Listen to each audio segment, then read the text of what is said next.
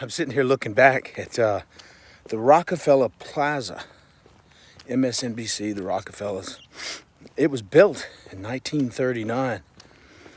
Same with the last charity hospital in New Orleans. And they share a lot in common, not only in architecture, but in resources and money and what medicine is in the allopathic Rockefeller paradigm in which we have found ourselves, without a doubt. There's a lot to be said about it. I mean, there's a lot of good that we can do in medicine, and allopathy has its place, from trauma to hip replacements to pacemakers to a lot of things. The vaccine industry, however, that's a different animal altogether, and the regulations or lack of regulations, or however they get around the regulations, is another thing. So, I think all of us that work in healthcare and try to do our best by our fellow man and woman has suffered a moral injury with regards to how this whole boondoggle got played out.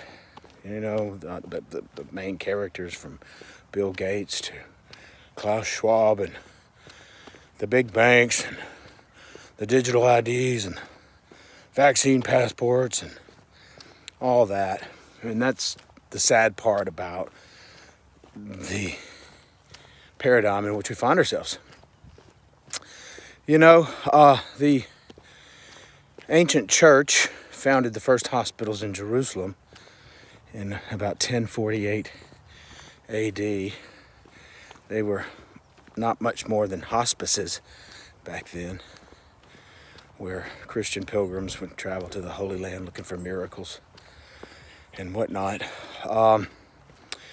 Penicillin had not yet been invented, but there was a thing called Jewish penicillin. It was chicken soup. So it's been a long history, but the church has maintained that there were 7 deadly sins, and greed, slothfulness, and gluttony are 3 of them. So you get away from any of those, and you get what you get, I guess. When I grew up, there was a Baptist hospital, a Methodist hospital, a Catholic hospital, a teaching hospital, and maybe a county hospital. And these big conglomerate corporations, systems, healthcare systems, corporations have moved in. You don't have independent docs anymore. You have hospitalists. A lot's changed over the years, and not necessarily for the better, because the numbers are pretty dismal. Listening to one doctor from Harvard, I think we've gone down to 68th in outcomes. So I don't know where we go from here. I said it from the get-go, if the politicians truly were concerned about the health and well-being of the populace, that there would be a swimming pool and a gymnasium at every public library, including rural communities in the country. And, you need to get back to eating at your local farmer's market.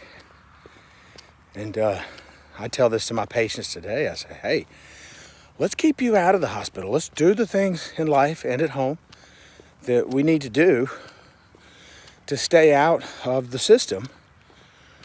Because, I remind everybody down there, practicing medicine.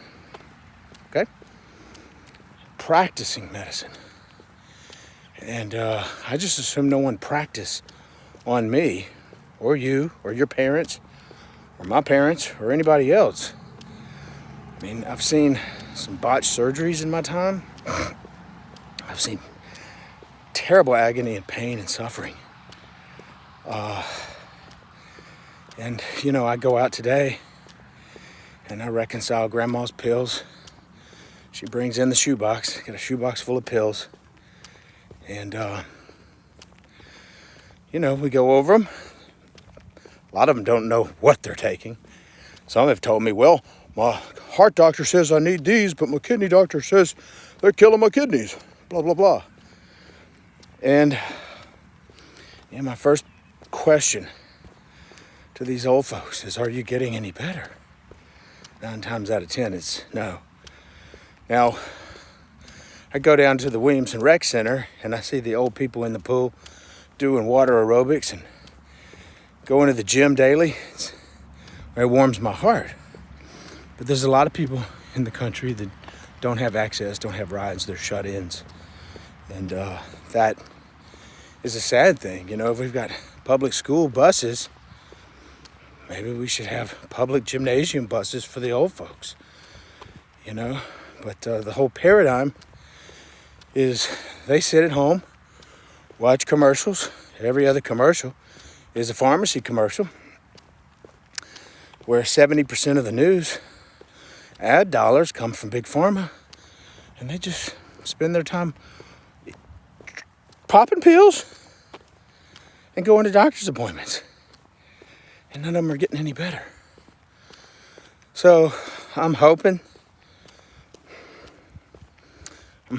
but the politicians are just politicians, and Big Pharma's got a lot of money.